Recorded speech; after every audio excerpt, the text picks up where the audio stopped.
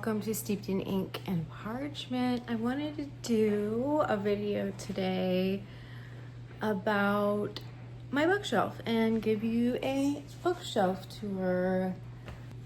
And I'm so excited. I was so excited because I've been a reader my whole life, and you know, I love books. I've loved books since I was a child. My grandma was an avid reader. She really inspired me and motivated me and encouraged me to read all the time.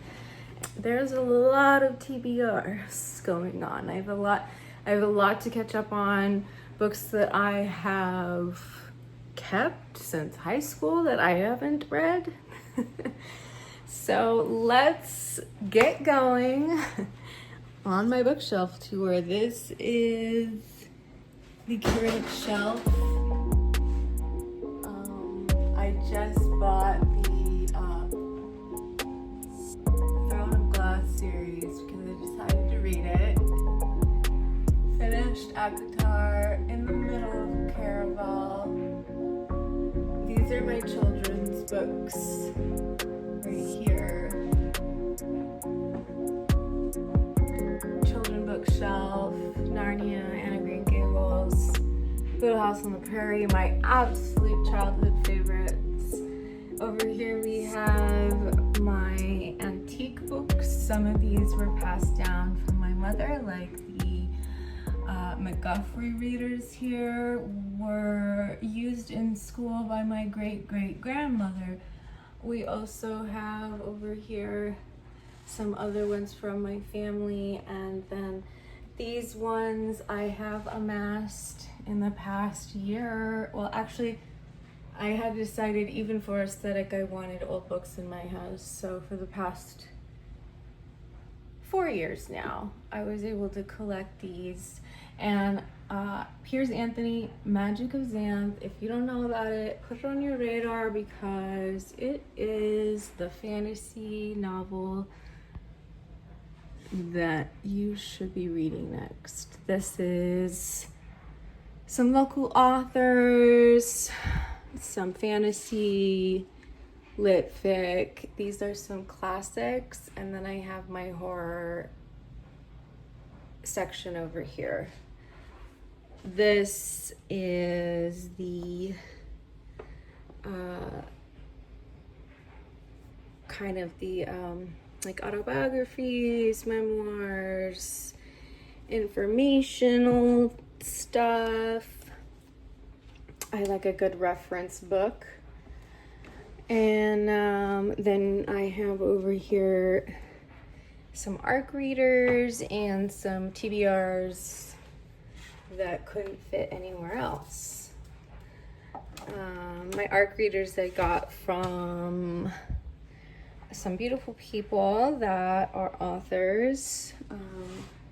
They used to be my friend, and they donated to me a bunch of ARC readers for free that they get shipped out constantly. So here we have, this is my little free library collection. So all of these books that I have, I've got from the little free libraries around here, and trust me, I put a book back every time I read a book. I put a book back. I find 3, and I promise to bring 3 back, and that's kind of where we're at. If you see any on the shelf that you would recommend, let me know. I found Tom Lake at a little free library, hardcover, brand new recently, and I felt so blessed. It was such a good read, and I donated it back. I donated it back to the free library. I didn't keep it all, although I kind of wanted to, because it was possibly a good reread. That was good, and then I read the audio in that, read by Meryl Streep. Was freaking awesome. This is a mix. This is kind of like where the books go that I don't know where the books will be. We've got like the complete Phantom of the Opera, but it's got like Jane Austen embroidery, more embroidery books, ghosts. I always bring this out during Halloween and I can't wait. I cannot wait for Halloween this year. Actually, I can. I love all the seasons, but I've just been in like a really like ghostly read mood this summer. Like last year I was really into reading by the seasons, and this year I started off that way, and then by summer I was full on summerween. So vegetable publication because I like gardening, paintings of the 1840s, American furniture, my comic book section from the 90s, the complete Victorian furniture. This I also found at a little free library. I thought they'd be good tabletop books, especially later on, like 20 years from now, when these are like antiques. The photo book that I got in Washington, D.C. at one of the Smithsonian's when I was lobbying there for my work. These, obviously, you probably know Quicksilver Forcing. I wanted to try them out. They were on sale at Walmart, so I bought them. This I just read, and I want to get into reading The Lord of the Rings because I never have. So I bought The Hobbit recently to start. My grandmother was obsessed with The Lord of the Rings, and The Hobbit was one of the first books she introduced me to as a child. And then down here at the bottom shelves, we have, again, some family gifts, family heirlooms. These are all original Audubon Society books with illustrations that are so precious to me. Birds of New York State, North American birds. I don't know, I guess we were a bird family.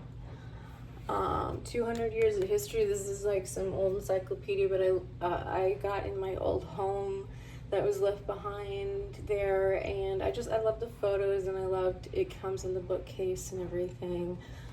Illustrated Shakespeare, giant. I hated having to lug this across country with me, but I did because the illustrations are absolutely magnificent.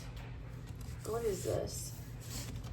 The World's Last Mysteries. I'm not sure where I got this. It's a Reader's Digest.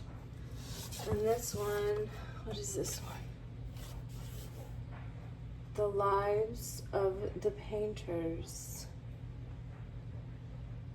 Plates and Index. Oh, this is beautiful. I forgot about this. Yeah, this is another tabletop book, especially for my home being an old Victorian, just like beautiful old Renaissance and style illustrations. And I got some board games that I don't play because I don't have friends. And then down here we have a picture of my cat Tom, which, how could you not? And then these three I bought recently on thrift books. I know this is a classic I wanted to read. This was one that was on my radar. This is Wild Things by Heather Fawcett. I know that she's pretty popular right now with some other books. So I wanted to kind of read like some of her older works to start. Paradise Lost. I don't think this is the original Paradise Lost. I thought it was, but this is by Emma Rothschild, which is still going to be quite interesting, I think. Emily Hunt. And then I got this beautiful edition, the Elsewhere Express, with these beautiful sprayed edges. And the cover is like so cute. I couldn't have asked for something better. And the plot line is also super neat. It's, you can't buy a ticket for Elsewhere Express, appearing only to those whose lives are adrift. It's a magical train seeming to carry very rare and very special cargo, a sense of purpose, peace, and belonging. Rhea is one of the lost souls. She had dreamed of being a songwriter, and then her brother died. She gave up on her dream and started living his instead. One day, in the subway, as her thoughts wandered, she swept off the Elsewhere Express. Over the course of their long, strange night on the train, they discovered that it also harbors secrets and danger. A mysterious stranger that stowed away and brought him a dark, malignant magic that threatens to destroy the train. In investigating the stowaway's identity, Rhea finds herself drawing closer to the universe in question.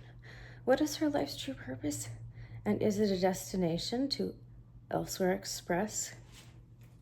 And where would that take her to at some point?